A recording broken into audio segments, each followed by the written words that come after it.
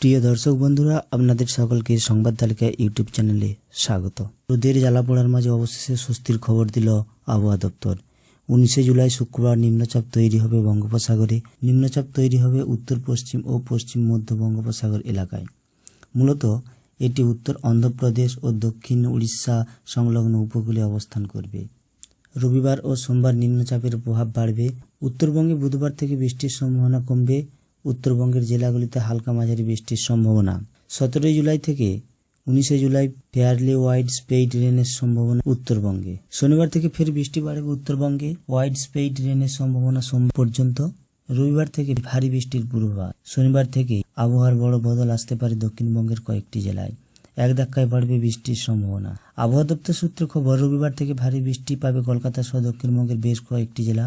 আগামী শুক্রবার নাগাদ উত্তর পশ্চিম বঙ্গোপসাগরে ফের একটি নিম্নচাপ তৈরির সম্ভাবনা রয়েছে। আলিপুর আবহাওয়া দপ্তরের অনুমান, এই নিম্নচাপটির প্রভাব দক্ষিণবঙ্গের তুলনামূলকভাবে বেশি পড়বে। তাই সপ্তাহান্তে বৃষ্টির পরিমাণ বাড়তে পারে দক্ষিণবঙ্গের জেলাগুলিতে। জুলাইয়ের শেষের দিকে এসে অবশেষে কলকাতায় ভারী বৃষ্টির পূর্বাভাস দিল আবহাওয়া দপ্তর। দক্ষিণবঙ্গে বৃষ্টির ঘাটতি বেড়েই চলেছে, পাল্লা দিয়ে বাড়ছে গরম। তবে এবার ভারী বর্ষণ হলে কিছুটা স্বস্তি ফিরবে বলেই মনে করা হচ্ছে। তবে এখন আপাতত শুক্রবার পর্যন্ত ভারী বর্ষণের কোনো সম্ভাবনা নেই দক্ষিণবঙ্গের জেলাগুলিতে। আজ বৃহস্পতিবার দক্ষিণবঙ্গে ফেয়ারলি ওয়াইড স্প্রেড রেনের সম্ভাবনা রয়েছে। বৃষ্টি হতে পারে পশ্চিম মেদিনীপুর, হাওড়া ও কলকাতায়। বৃহস্পতিবারও হালকা বৃষ্টিপাতই চলবে। এরপর শুক্রবার ভারী বৃষ্টির সম্ভাবনা পূর্ব মেদিনীপুর ও দক্ষিণ 24 পরগনা জেলায়।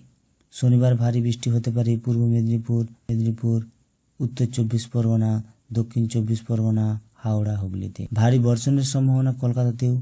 রবিবার আরও বৃষ্টি বাড়তে পারে কলকাতা সহ দক্ষিণবঙ্গের বেশ কয়েকটি জেলায়। বন্ধুরা, এই ভিডিওটি যদি আপনাদের ভালো লেগে থাকে তাহলে অবশ্যই চ্যানেলটি সাবস্ক্রাইব করে পাশে থাকবেন।